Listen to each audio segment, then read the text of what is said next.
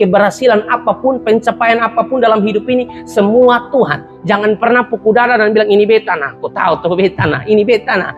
Ini siapa dulu, ini toko maju siapa dulu. Makin banyak orang di sini siapa dulu pemarketing, beta nih. Tidak boleh begitu, saudara. Betul, Anda yang lakukan. Tapi ingat, itu kepintaran Tuhan yang kasih, pengetahuan Tuhan yang kasih, kekuatan Tuhan yang kasih, apalagi kepintaran, ya, ide-ide kreatif untuk membangun satu pekerjaan itu Tuhan yang kasih. Jadi jangan sombong.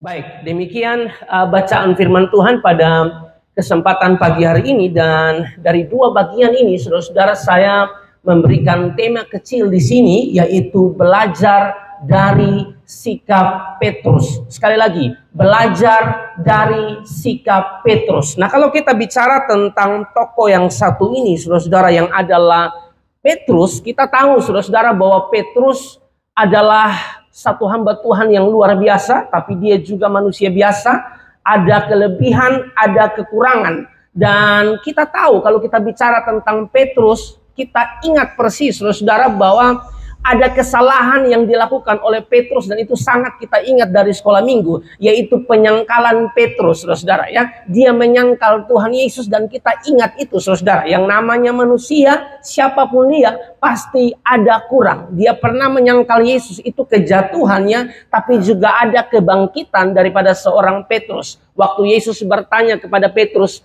apakah engkau mengasihi aku, Petrus? Petrus bilang, aku sangat mengasihi engkau. Oleh karena itu Yesus bilang kepada dia, gembalakanlah domba-dombaku. Di dalam Kisah Para Rasul pasal yang kedua, saudara-saudara, waktu Roh Kudus dicurahkan, Petrus yang dipenuhi oleh Roh Kudus berkhotbah dengan luar biasa. Satu kali berkhotbah, Alkitab mencatat 3.000 orang bertobat, saudara-saudara. Sungguh luar biasa. Jadi kita tidak hanya fokus pada kejatuhan orang saja, kekurangan orang saja, kita juga harus fokus pada kelebihan orang. Karena kita kan manusia biasanya begitu, ya. Kalau ada teman yang jatuh, kalau ada teman yang buat salah, kita langsung fokus kepada kesalahannya, kekurangannya, tanpa melihat kebaikannya. Ya, dia juga pasti punya kebaikan. Ya, dia punya kekurangan, tapi dia juga pasti punya kelebihan, saudara. Saya percaya semua kita pernah mengalami kejatuhan-kejatuhan dalam hidup kita. Kita semua pernah terpuruk dalam hidup kita. Tapi dengar baik, saudara, hanya Tuhan sajalah satu-satunya pribadi yang bisa mengangkat kita kembali. Tolong kita, saudara, untuk bisa menjadi pribadi-pribadi yang luar biasa, pribadi-pribadi yang berkualitas. Amin, saudara. Jangan kita sudah terpuruk, kita sudah jatuh, lalu kita cari hal-hal yang tidak benar di luar sana atau bergaul salah. Itu tidak boleh, saudara. Kalau kita sudah jatuh, kita pernah terpuruk, ingat, saudara, satu-satunya pribadi yang bisa menolong kita, saudara, memperbaharui kita, memulihkan keadaan kita seperti keadaan Petrus dipulihkan, hanya satu pribadi, Yesus Kristus Tuhan. Nah, saudara, diberkati oleh Tuhan Yesus Kristus. Kalau kita perhatikan dua ayat firman yang kita baca, saudara-saudara, ini merupakan dua ayat yang saya minta kita baca, saudara-saudara, karena bacaan ini sangat panjang. Di pasal 13 ayat 1 sampai ayat 26 itu sangat panjang, makanya saya hanya baca ayat 11 dan ayat 12, saudara-saudara. Dan di dalam pasal 13 ini, saudara-saudara, kita mendapati cerita tentang mujizat dan juga khotbah. Kalau saudara baca secara keseluruhan, saudara tidak perlu sekolah teologi untuk saudara paham. Saudara baca saja berulang kali, saudara bisa lihat di situ bahwa inti dari pasal 13 di situ adalah bagaimana si lumpuh sejak lahir mengalami mujizat Tuhan. Saudara, dia bisa berjalan, dan juga ada khotbah di situ, yaitu khotbah Petrus. Jadi mujizat pada waktu itu hanyalah jalan bagi Petrus untuk menyampaikan khotbahnya. Mujizat waktu itu hanyalah jembatan agar supaya Petrus menyampaikan khotbah dan orang bisa kenal siapa Yesus. Ya, kita harus tahu, teman-teman yang diberkati oleh Tuhan Yesus Kristus, bahwa mujizat itu bukan tujuan, saudara. Mujizat itu hanyalah jembatan. Tujuannya orang harus jumpa Yesus, saudara. Kan banyak orang kalau pergi ke ibadah, pergi ke satu persekutuan, atau pergi ke satu KKR, saudara-saudara, memang motivasinya bermacam-macam, beragam. Ada yang pergi ke KKR untuk mau dengar khotbah, mau bertumbuh secara rohani dengan luar biasa. Tapi ada juga yang pergi ke KKR hanya cari mujizat, saudara-saudara. Hanya cari mujizat. Nanti kalau sudah sembuh, dia kembali voice, saudara-saudara. Cari yang pertama itu firman Allah. Karena firman Allah lah yang bisa mengubahkan seluruh kehidupan kita. Nah, saudara-saudara diberkati oleh Tuhan Yesus Kristus. Cerita ini dimulai dari si lumpuh yang berada di pintu gerbang indah dan dia sedang meminta sedekah, saudara-saudara. Ya, dia sedang meminta sesuatu. Dia berharap dapat sesuatu dari orang yang lewat di situ. Dia lumpuh bukan karena tabrak motor atau mobil, ini lumpuh sejak lahir, saudara-saudara, dan dia berada di pintu gerbang indah untuk meminta sedekah, saudara-saudara. Dan waktu dia sedang meminta sedekah di situ, saudara-saudara, Petrus dan juga Yohanes ada di situ, saudara-saudara. Lalu Petrus bilang begini, emas dan perak tidak ada padaku, dalam nama Yesus berjalanlah. Ya, kalimat itu tidak cocok kita pakai ya. Sekarang ini, emas dan perak tidak ada padaku. Saya pun ada satu, saudara pun ada di telinga, ada di leher ya, ada kalung-kalung tertentu ya. Ini memang Petrus dan Yohanes ngomong seperti ini karena memang mereka miskin. Mereka ngomong benar, emas dan perak tidak ada padaku, tapi dalam nama Yesus berjalanlah. Khusus yang cowok-cowok untuk masuk minta anak orang, lalu Anda bilang emas dan perak tidak ada padaku. Keluarga puku memang. Kalau Anda mau pergi masuk minta anak orang, ya toh, ya harus bawa sesuatu. Mau nikah kok modal ocong. Lu modal apa? Cuma modal iman. Tidak bisa, saudara-saudara. Modal saya cuma nama Yesus. Tidak bisa, mesti ada ini, mesti ada cuan. Memang mesti. Apalagi laki-laki mesti kumpul doi. Begitu. Toh intinya lu adalah begitu, pegangan, bukan piko. Bilang di keluarga beta ocong, hanya ada nama Yesus, hanya ada iman. Ini hanya cocok digunakan di sini, di kisah ini. Jangan saudara pakai ini di dalam nanti pernikahan saudara beta ada apa-apa. Pokoknya keluarga siap saja, beta kosong. Itu nanti saudara kena puku, ya. Jadi masih ada kesempatan yang belum nikah-nikah kumpul memang doi. Sekarang, dari sekarang ini kumpul-kumpul memang, ya. Jangan bikin tersinggung keluarga, ya. Jadi ayat yang ke-6 bilang, emas dan perak tidak ada padaku, tetapi apa yang kupunyai, kuberikan kepadamu. Demi nama Yesus Kristus orang Nazaret itu, berjalanlah. Ayat 7 dan ayat yang ke-8. Lalu ia memegang tangan kanan orang itu, dan membantu dia berdiri. Seketika itu juga kuatlah kaki dan mata kaki orang itu. Ia melonjak berdiri, lalu berjalan kian kemari, dan mengikuti mereka ke dalam bait Allah. Berjalan dan melompat-lompat serta memuji Allah. Saudara perhatikan di sini, ini orang, saudara-saudara, dia lumpuh bukan 1-2 hari karena tabrak kendaraan atau apapun. Dia ini sakit lumpuh sejak lahir, saudara-saudara, sudah lumpuh. Tapi meskipun dia lumpuh sejak lahir, saudara-saudara, mujizat terjadi untuk dia dan dia bisa berjalan. Saya cuma mau kasih satu poin untuk saudara sekali lagi, bahwa bagi Allah tidak ada yang mustahil. Bagi kita mustahil, saudara-saudara. Secara mata manusia, saudara-saudara, itu tidak mungkin terjadi, itu mustahil. Tapi dengar sekali lagi, bagi Allah tidak ada yang mustahil. Amin, saudara-saudara. Kalau si lumpuh ini bisa mengalami mujizat Tuhan, bisa mengalami jalan keluar dari Tuhan, maka saya percaya kita pun bisa mengalaminya. Asalkan kita berserah penuh kepada Tuhan. Tuhan kita Tuhan yang luar biasa. Saya ini tidak kenal saudara, saya tidak tahu masalah saudara seperti apa, saya juga tidak tahu masalah Pak Martin, toko ini masalah apa, saya tidak tahu. Yang saya tahu, kalau saudara berharap kepada Tuhan sungguh-sungguh, Dia Tuhan yang pasti buka jalan, pasti tolong setiap kita, karena bagi Allah tidak ada yang mustahil. Tapi mari kita perhatikan di sini, saudara-saudara, bahwa apa yang Tuhan lakukan bagi si lumpuh ini, saudara-saudara, melebihi ekspektasinya.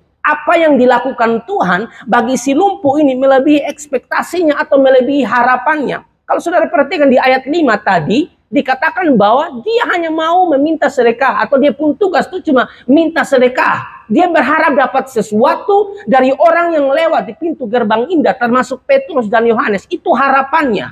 Tapi saudara lihat apa yang Tuhan lakukan, apa yang Tuhan jawab, saudara-saudara, melebihi ekspektasinya, saudara-saudara. Ya. Di situ dikatakan di ayat 5, lalu orang itu menatap mereka dengan harapan akan mendapat sesuatu dari mereka. Kata harapan dari kata prosdokao, saudara-saudara. Dia menanti-nanti, menunggu ya, dengan satu harapan yang luar biasa. Kalau bisa, ini dua kasih sesuatu di beta lah. Ya, saya bisa dapat keuntungan apa kok? Dapat uang sedikit, saya kan lumpuh. Mereka pasti kasih saya, mereka kasihan saya. Tapi ternyata saudara-saudara, ya, yang dilakukan pada waktu itu, dan mujizat terjadi bagi si lumpuh ini, saudara, melebihi harapannya, melebihi ekspektasinya. Dia bisa jalan. Yang dia cari apa, saudara-saudara? Yang dia minta apa? Sedekah. Tapi yang dia dapat apa? Kesembuhan. Dia bisa jalan. Itu sesuatu yang luar biasa, saudara-saudara. Ya. Makanya di dalam Efesus pasal yang ketiga ayat 20, saudara-saudara, Efesus pasal yang ketiga ayat 20 mengatakan begini, bagi dialah yang dapat melakukan jauh lebih banyak daripada apa yang kita doakan atau pikirkan, seperti yang ternyata dari kuasa yang bekerja di dalam kita. Sekali lagi saya mau katakan kepada saudara bahwa si lumpuh hanya meminta sedekah, tapi yang diterimanya adalah kesembuhan. Poin penting di sini adalah jangan pernah batasi Tuhan dengan pikiran kita yang sempit. Jangan pernah batasi Tuhan dengan pikiran kita yang terbatas, karena Tuhan mampu melakukan segala sesuatu melebihi apa yang kita pikirkan dan apa yang kita doakan. Amin. Seturut Efesus pasal yang ketiga ayat 20. Tapi saudara diberkati oleh Tuhan, pembahasan kita hari ini bukan tentang mujizat.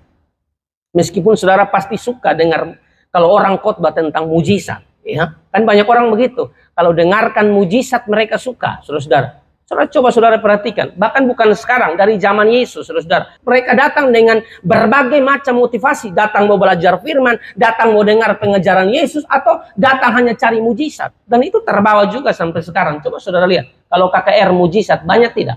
Banyak, saudara. Coba kalau KKR pengajaran, tidak ada yang datang. Hitung jari, tapi saudara lihat kemarin, KKR Philip Montova, ngeri, saudara. Menurut saya itu KKR dengan jumlah orang yang pernah saya tahu, itu paling banyak, saudara. Dan itu beragam. Ada yang datang mau dengar firman, ada yang datang mau lihat mujizat saja, ada yang datang supaya macam-macam, saudara. Hanya menonton-nonton saja, cari metua, banyak. Kan orang punya banyak motivasi untuk datang KKR, saudara. Tapi yang namanya mujizat, pasti banyak orang, saudara. Tapi kalau untuk pengajaran firman, orang tidak mau datang. Saudara, saya berharap kita ini lebih dewasa supaya tidak mudah diombang-ambingkan. Kalau hanya sekedar mujizat yang menjadi landasan kehidupan kita, mah iblis juga bisa buat mujizat, saudara. Dia bisa menyamar sebagai malaikat terang. Hati-hati, ya. Mesti belajar firman sungguh-sungguh supaya tidak ada orang yang bisa membodohi kita dengan pengajaran-pengajaran yang tidak benar, saudara. Makanya saya tidak mau khotbah tentang mujizat ini pagi. Bukan mujizat atau si lumpuh ini yang bisa berjalan yang saya soroti secara detail. Bukan, saudara. Yang saya mau kita pelajari pada kesempatan hari ini, fokus kita, saudara, ada pada sikap Petrus yang perlu kita pelajari, atau sikap Petrus yang perlu kita teladani, saudara. Ya, bukan mujizat. Karena sekali lagi, saudara, mujizat hanyalah jembatan, bukan tujuan. Mujizat hanya jembatan, bukan tujuan. Tujuannya itu orang harus jumpa Yesus. Orang harus kenal Yesus, saudara. Karena banyak orang kan, kalau sakit, semua mati baru panggil hamba Tuhan, atau beta mau pergi gereja. Itu semua mati baru pergi gereja. Nanti kalau sembuh, ya Tuhan sudah buat mujizat, ya penyakitnya disembuhkan oleh Tuhan, dia mulai gila ulang. Kan banyak orang begitu. Hanya cari mujizat, makanya cari Yesus. Pribadi Yesus itu jauh lebih penting. Ya. Sama juga, jangan hanya cari berkat, saudara. Cari sumber berkat, bukan berkat. Saudara, kalau ngomong berkat dengan Tuhan, tidak usah ajar Tuhan soal berkat. Cari dia dulu, sumber berkatnya, pribadi itu sendiri. Yesus Kristus, saudara, cari dia dulu. Matius 6 ayat 33 mengatakan, carilah dahulu kerajaan Allah dan kebenarannya, semua akan ditambahkan kepadamu. Aduh, soal makan, minum, pakai, saudara jangan khawatir. Burung di udara saja, saudara-saudara, dia perhatikan. Apalagi saya dan saudara, dia pasti perhatikan. Amin. Cari Tuhan sungguh-sungguh, muliakan dia, hidup takut akan Tuhan. Anda akan lihat berkat mengalir sendiri dalam kehidupan kita. Tidak usah cari sesuatu yang bisa datang sendiri. Berkat itu datang sendiri kalau saudara takut Tuhan. Kenapa? Karena berkat hanyalah akibat dari suatu sebab. Intinya adalah cari yang sumber dulu. Sumber berkatnya dulu yang saudara harus cari. Soal berkat, dia akan mengikutimu. Amin, saudara. Makanya di dalam Mazmur 133 ayat 1 sampai ayat yang ketiga. Kalau orang baca itu, orang suka lihat di ayat yang ketiga. Karena ayat yang ketiga bilang begini, kesanalah Tuhan memerintahkan berkat. Mereka suka fokus di berkatnya di ayat yang ketiga. Padahal itu tuh datang sendiri. Kalau saudara perhatikan di ayat 1. Ayat 1 bilang, hendaklah kamu hidup rukun. Nah itu, hidup rukun itu yang penting. Soal berkat, dia akan mengalir sendiri di dalam kehidupan saya dan saudara. Nah, mari kita perhatikan saudara-saudara. Hal apa saja yang kita pelajari dari sikap Petrus pada bagian ini? Yang pertama, Hal yang pertama yang bisa kita pelajari dari sikap Petrus adalah Petrus menunjukkan sikap tahu diri.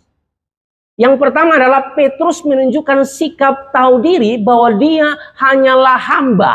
Dia hanyalah pengelola, dia hanyalah pelayan, dia hanyalah steward, bukan owner, bukan pemilik, saudara-saudara. Kalau kita perhatikan di sini, ya, bacaan kita dimulai dari ayat 9 sampai ayat 12, waktu Petrus menyembuhkan si lumpuh ini, saudara-saudara, dan saya sudah bilang tadi, kalau bicara tentang mujizat, banyak orang yang ada di situ. Dan benar, Alkitab mencatat di sini bahwa ada begitu banyak orang yang ada di situ dan melihat si lumpuh itu sembuh. Mereka tercengang, mereka takjub, mereka heran melihat hal yang dilakukan oleh Petrus, saudara-saudara. Ya, saya bacakan untuk Anda, ya, dimulai dari ayat 9. Kisah pasal yang ke-3 ayat yang ke-9, di situ dikatakan begini. Seluruh rakyat itu melihat dia berjalan sambil memuji Allah. Seluruh rakyat itu. Lalu ayat 10, lalu mereka mengenal dia sebagai orang yang biasanya duduk meminta sedekah di gerbang indah bait Allah, sehingga mereka takjub dan tercengang tentang apa yang telah terjadi padanya. Ya, ayat yang ke-11 juga. Maka seluruh orang banyak yang sangat keheranan itu. Jadi bukan sedikit orang, banyak orang. Ayat 12 lagi. Petrus melihat orang banyak itu. Berarti saudara-saudara, yang hadir di situ bukan sedikit orang. Banyak orang yang hadir, tercengang, heran. Mengapa si lumpuh ini, dia lumpuh sejak lahir, bisa disembuhkan oleh Petrus, saudara-saudara. Dan kita perhatikan di sini bahwa Petrus menunjukkan satu sikap yang luar biasa. Sikap tahu diri. Ya, bahwa dia hanya hamba. Respon dari Petrus pada saat begitu banyak orang heran dan takjub, bukannya respon yang bilang, kok ini beta nah. Kan kita kan biasa begitu manusia toh. Kadang-kadang kalau ada satu pencapaian tertentu, orang sudah mulai takjub, heran, wih kok bisa begitu, kok bisa toko ini maju. Kita langsung bilang, kok ini nah. Ini marketingnya siapa dulu, manajernya siapa dulu yang punya otak, punya satu ide kreatif memajukan toko ini. Kita suka begitu. Manusia itu ada di pun sombong, ada di pun ego. Manusia itu begitu, saudara. Tapi Petrus pada saat itu tidak tunjukkan itu, meskipun Petrus bisa lakukan itu.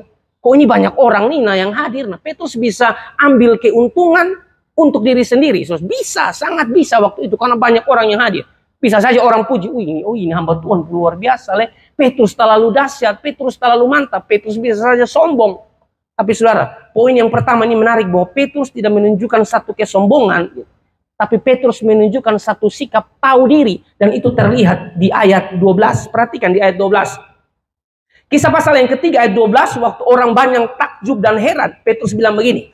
Petrus melihat orang banyak itu, lalu berkata, hai orang Israel, mengapa kamu heran tentang kejadian itu? Dan mengapa kamu menatap kami seolah-olah kami yang membuat orang ini berjalan karena kuasa atau kesalehan kami sendiri? Saya baca dalam terjemahan sederhana Indonesia supaya lebih mantap. Ketika Petrus melihat orang banyak itu, dia berkata kepada mereka, saudara-saudari orang Yahudi, kenapa kalian heran akan hal ini? Kenapa kalian terus memandang kami seolah-olah kami mempunyai kuasa yang luar biasa atau kesalehan khusus di mata Allah untuk membuat orang ini sembuh dan bisa berjalan? Inilah yang membuat saya menarik satu poin. Pertama, apa yang bisa kita pelajari dari Petrus adalah Petrus tahu diri. Waktu itu dia bisa ambil keuntungan dan berkata, saya yang kasih sembuh itu lumpuh sejak lahir. Semua orang tidak bisa kan? Ini saya. Dia bisa cari keuntungan itu. Dia bisa dapatkan keuntungan itu. Dia bisa sombong. Tapi saudara kalau baca di teks itu, dia sama sekali tidak sombong. Itu baru keren. Dia tahu diri siapa dia. Petrus tahu diri siapa dia. Dia cuma hamba. Dia cuma doulos. Dia cuma pelayan. Dia cuma steward. Bukan owner. Bukan pemilik, saudara-saudara. Bukan dia yang kasih sembuh. Dia cuma alat Tuhan.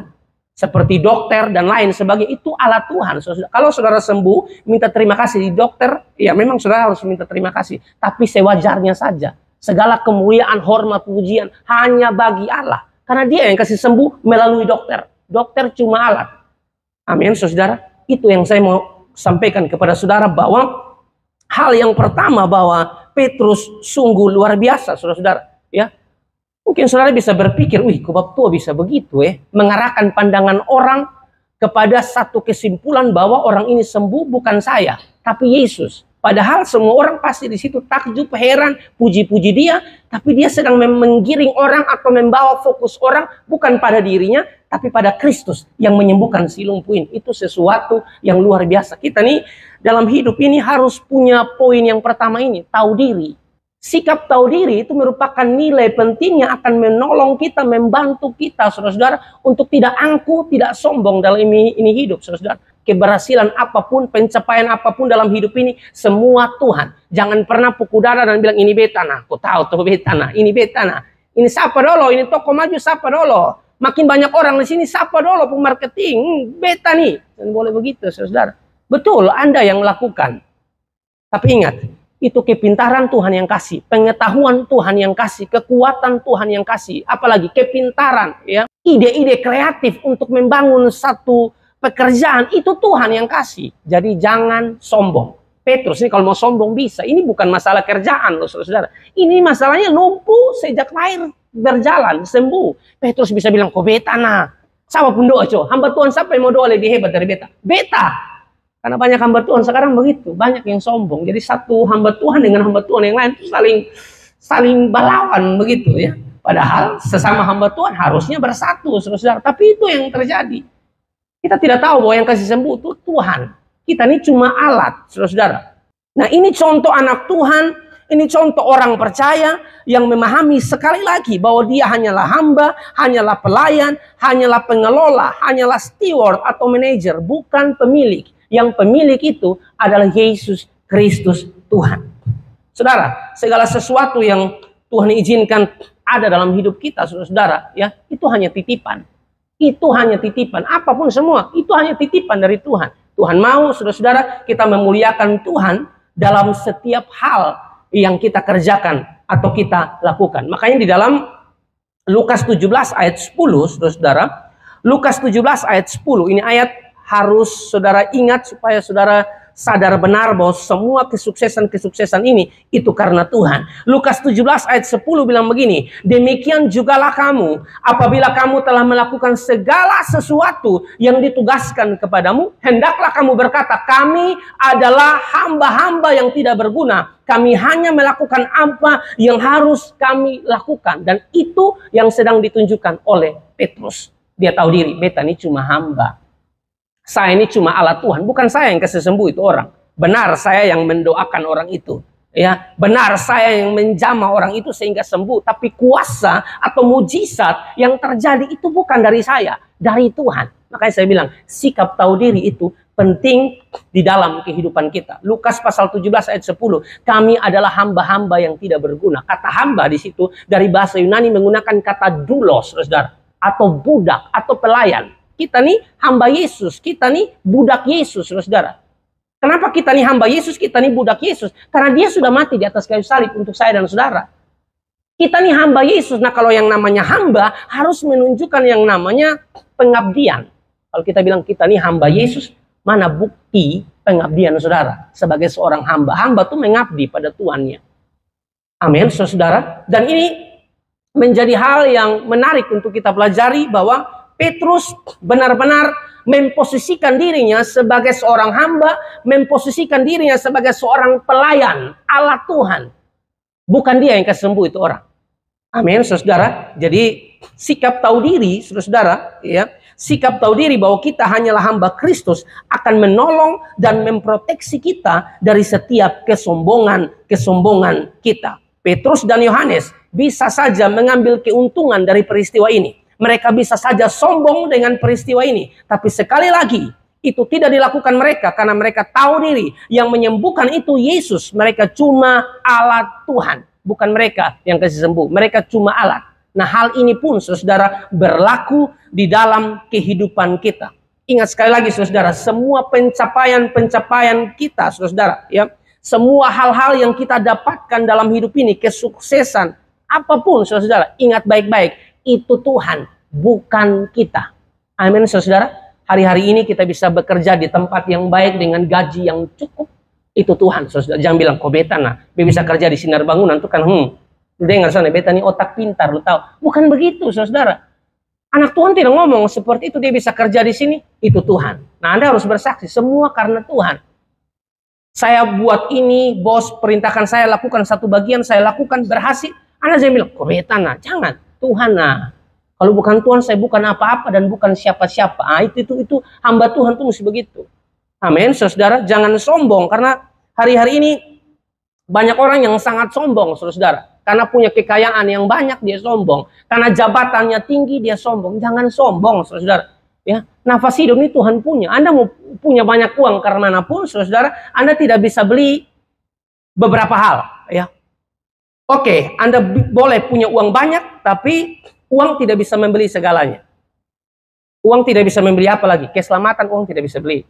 Uang tidak bisa beli damai sejahtera. Uang tidak bisa membeli sukacita. Tidak bisa. Anda mau alami damai, sukacita, keselamatan, itu hanya di dalam Yesus Kristus Tuhan. Ini nafas, saudara-saudara, cuma-cuma.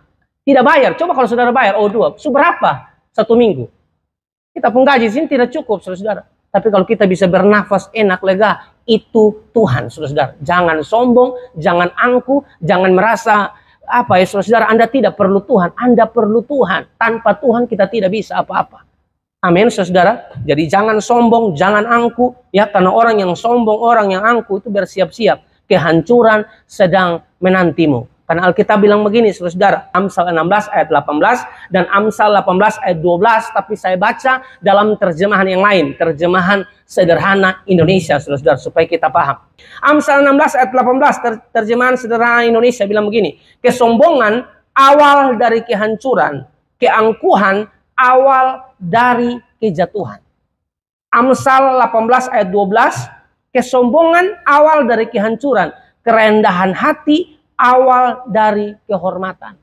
Rendah hati, tahu diri, saudara. Bukan sombong. Saudara sombong, siap-siap. Saudara pasti hancur. Karena kita harus tahu bahwa segala sesuatu ini Tuhan punya, saudara.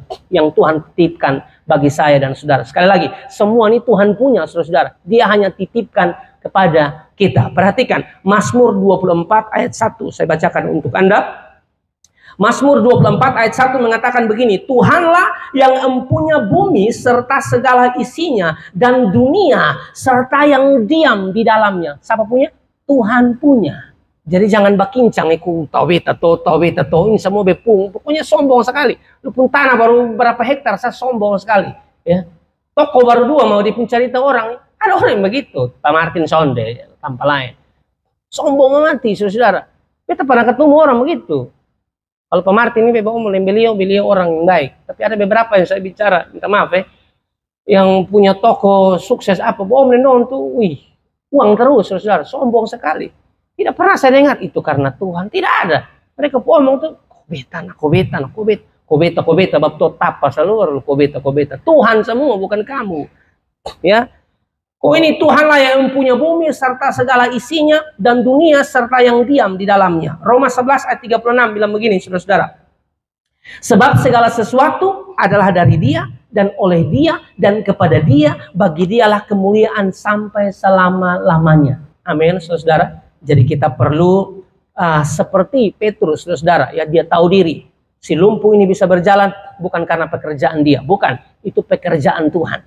Kita pun demikian, sukses yang kita raih hari-hari ini, segala pencapaian yang kita dapatkan hari-hari ini, ingat baik-baik, itu Tuhan, bukan saya. Orang yang tahu diri itu dia suka bersyukur, saudara. Terima kasih Tuhan. Beta ingat 5 tahun yang lalu, beta ingat 10 tahun yang lalu, saya ingat persis hidup saya susah, luntang lantung, tidak jelas. Ya, hidup saya tidak mengenal Tuhan. Sekarang saudara ada di posisi ini. Ingat baik-baik, 5 tahun yang lalu, 10 tahun yang lalu kamu bukan apa-apa. Kalau sekarang kamu mantap, luar biasa, makin sukses, ya. Apa yang kamu lakukan berhasil, ingat, Tuhan semua, bukan kita. 1 Korintus 8 ayat yang ke-6 mengatakan, namun bagi kita hanya ada satu Allah saja, yaitu Bapa yang daripadanya berasal segala sesuatu dan yang untuk Dia kita hidup. Dan satu Tuhan saja, yaitu Yesus Kristus, yang olehnya segala sesuatu telah dijadikan dan yang karena Dia kita hidup. Ini kalimat menarik. Yang olehnya segala sesuatu telah dijadikan dan yang karena Dia kita hidup. Amin, saudara. Kita ada hari ini karena kebaikan Tuhan. Kita masih menghirup udara segar, saudara, masih bisa bekerja, masih bisa bersama dengan keluarga. Itu Tuhan. Jadi sekali lagi, jangan lupa diri, tahu diri. Ingat jelas dari mana saudara datang, dari mana saudara diangkat. Ingat persis, saudara, semua Tuhan seperti yang dilakukan oleh Petrus. Yang kedua, Petrus melihat peluang atau kesempatan yang ada untuk berbicara tentang Tuhan atau bersaksi tentang kebaikan Tuhan atau memberitakan Injil, saudara-saudara. Kalau kita perhatikan di situ dimulai dari ayat 13 tuh Petrus sudah mulai khotbah-khotbah tuh. Ya, waktu si lumpuh ini sembuh, lalu banyak orang mulai heran di ayat 11 tadi dan juga ayat 12. Ayat 13 tuh Petrus mulai masuk sedikit-sedikit. Jadi mujizat itu hanyalah jalan bagi Petrus untuk berkhotbah, untuk memberitakan Injil. Petrus pandai lihat peluang. Petrus pandai lihat peluang untuk beritakan Injil, saudara. Dan Petrus bilang di dalam pemberitaan Injil, Petrus ya khotbah yang disampaikan bahwa si lumpuh ini sembuh karena Tuhan, dan dimulai khotbah, saudara mulai lihat sampai selesai ya, dari ayat 13 sampai 26 itu Petrus khotbah dan banyak orang di situ dengar Petrus berkhotbah. Kita lihat dulu kisah pasal yang ketiga ayat 16 mengatakan begini, saudara. Dan karena kepercayaan dalam nama Yesus, maka nama itu telah menguatkan orang yang kamu lihat dan kamu kenal ini. Dan kepercayaan itu telah memberi kesembuhan kepada orang ini di depan kamu semua. Saudara lihat di sini bahwa Petrus melihat peluang, ya, peluang mujizat terjadi sebagai cara dia untuk memberitakan Injil. Itu sesuatu yang sangat luar biasa, saudara-saudara ya. Karena di ayat 11 orang begitu banyak takjub, heran dengan kesembuhan yang terjadi. Petrus lihat, wih ini banyak orang nih. Ini cara yang tepat bagi Petrus untuk khotbah, untuk memberitakan Injil. Bahwa yang menyembuhkan si lumpuh ini Yesus. Nah saudara-saudara, ini hal yang menarik juga untuk kita bisa tarik dalam kehidupan kita, saudara-saudara. Selain kita harus tahu diri, tapi yang kedua juga saudara-saudara ya, kita harus melihat peluang atau kesempatan hidup yang Tuhan berikan bagi kita ini, saudara-saudara, juga untuk bersaksi tentang Tuhan, melakukan segala sesuatu yang terbaik bagi Tuhan, saudara. Karena saudara dengar, tugas bersaksi tentang Tuhan atau tugas memberitakan Injil, teman-teman, itu tidak hanya tugas pendeta. Itu tidak hanya tugas pendeta, tugas semua kita yang mengaku percaya kepada Yesus. Dan kita semua ini punya cara masing-masing untuk memberitakan Injil, untuk melayani Tuhan. Melayani Tuhan itu kan tidak hanya di gereja, Pak. Melayani Tuhan itu banyak. Termasuk saudara melayani di sini, saudara sedang melayani juga. Kalau saudara kerja di sini, di Sinar Bangunan, tapi bekerja seperti untuk Tuhan, itu saudara sedang melayani itu. Kolose pasal yang ketiga ayat 23. Lakukanlah segala sesuatu seperti untuk Tuhan, bukan untuk manusia. Benar, bos lihat cara kerja Anda. Kalau Anda malas ya, kadang-kadang mesti potong gaji. Biar kau rasa, itu bos pun tugas. Tapi Anda kerja bukan untuk bos. Anda kerja untuk kemuliaan Tuhan. Orang yang kerja sungguh-sungguh untuk Tuhan, dia pasti kerja jujur, dia pasti kerja semangat, karena fokusnya Tuhan, bukan bos. Kalau fokus di manusia, bos tidak ada. Kadang-kadang bos keluar, tugas di mana atau rapat begitu, dia juga bikin diri di sini ke bos. Angkat kaki, tidak kerja, bikin dia yang bos. Itu orang yang kerja begitu, orang yang tidak kerja untuk Tuhan. Orang kalau kerja untuk Tuhan itu sungguh-sungguh, bukan kerja pencuri tulang. Ada bos baru dimulai, nah sibuk. Bos mana, store mana, dia mau apa, semua dia mau pegang habis, kabel semua dia mau pegang. Padahal dia tidak mengerti apa-apa tentang kelistrikan. Hanya mau kasih tunjuk di bos supaya bos bilang, memang ini anak nih. Padahal bos tidak kasih naik gaji juga, biar serasa. Lu soal kerja lu pun tugas di sana, lu urus listrik dong. Itu bukan tugas kamu. Dia suka baterai dia orang pun kerja, dia minta kerjaan dia sudah kasih habis. Dia urus orang pun lain dong. Datang di sini, kasir dong, dia urus ini kasir. Lu pun tugas di gudang sana, bukan di kasir sini. Karena dia suka sibuk yang bukan di pembagian, begitu. Anda ditempatkan di mana? Kerja sungguh-sungguh. Nah, saudara-saudara, kita pun harus seperti itu, saudara-saudara. Sekali lagi, kita harus melihat kesempatan hidup yang Tuhan berikan bagi kita, saudara-saudara, untuk jadi saksi Kristus, atau kesempatan yang Tuhan berikan bagi kita untuk melayani Tuhan sungguh-sungguh, saudara. Alkitab bilang begini, hidup manusia itu 70 tahun, saudara. Kalau kuat 80. Baik kok sampai, deh ini kau tumpu makan gorengan segala macam nih, kayaknya sampai juga kadang-kadang. 60 sudah selesai. Nah kau mati kok, melayani Tuhan sungguh-sungguh baik.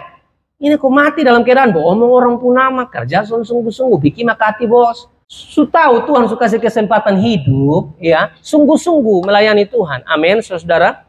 Sekali lagi, saudara di sini, saudara melayani Tuhan juga. Kasih tunjuk sikap yang baik, kerja yang baik, orang ngomong dijawabnya enak, ya toh. Orang datang belanja di sini, saudara layani dengan baik, shalom, keren toh. Pakai shalom, saudara di sini lebih mantap, tambah laku. Jangan orang datang mobil apa, lu mobil lu keluar sana. Jangan begitu. Orang tidak datang di sinar bangunan, orang pindah bisa belah. Dong kan tamu. Kita ini kita per rumah, jadi kita harus layani mereka dengan baik. Kayak bang nonton kan kita datang, mereka tangan begini, senyum. Meskipun hati mungkin ada bebangka juga mungkin, karena Tuhan kan lihat hati toh. Tapi di bang semua diajarkan begitu. Di sini tidak usah begini juga. Oh, boleh juga begini, tapi tambah sedikit. Shalom. Oi, nanti tambah banyak orang yang beli. Ini bos Martin Tuan Abu dong, karyawan ini. Mulai saya shalom. Apa mau beli apa? Ambil saya. Gratis. Woi, jangan begitu. Saudara, karena pukul dari beliau ya. Karena pecat memang ya. Bukan begitu, saudara. Tapi tolonglah dari sikap itu terlihat, saudara ya. Paulus pernah bilang di Timotius dalam 1 Timotius 4 ayat 12 begini. Jangan seorang pun menganggap engkau rendah karena engkau muda. Jadilah teladan. Nah, ini penting. Jadilah teladan bagi orang-orang percaya dalam hal apa? Perkataan. Bohong itu jadi teladan. Itu yang tadi saya bilang, layani orang, layani dengan baik, bukan kasar. Mau beli apa, Pak? Mau beli apa, Ibu?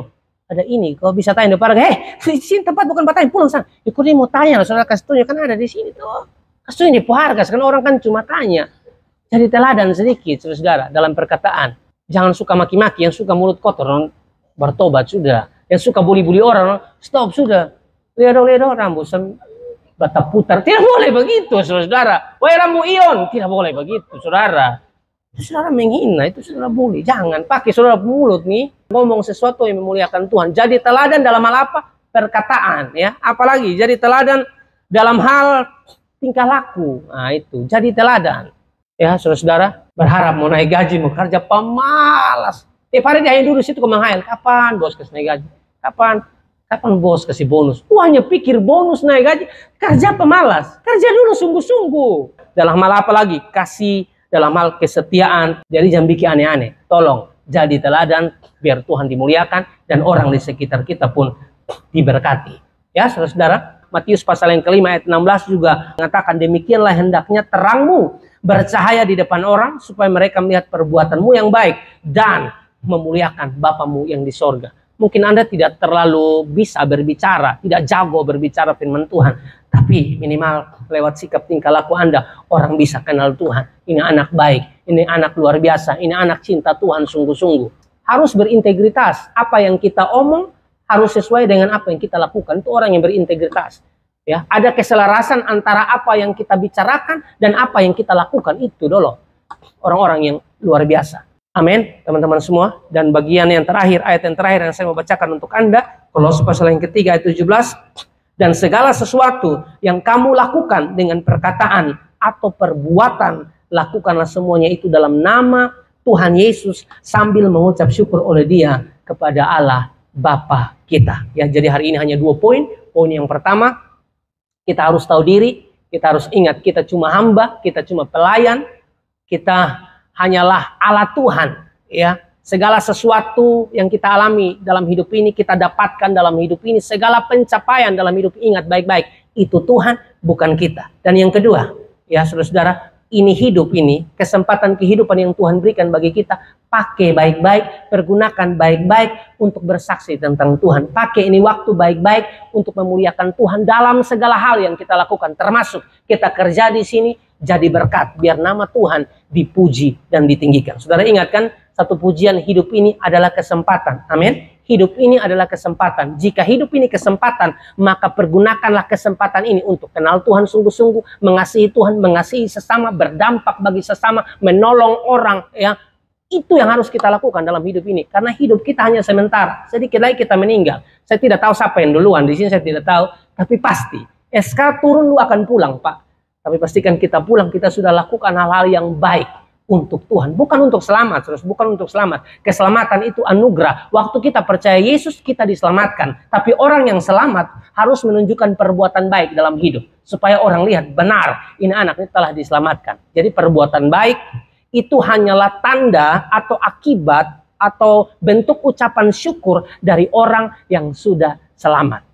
Amin, saudara. Kita tidak seperti agama lain. Kalau agama lain tuh memberi, bantu ini, bantu sana, saudara-saudara.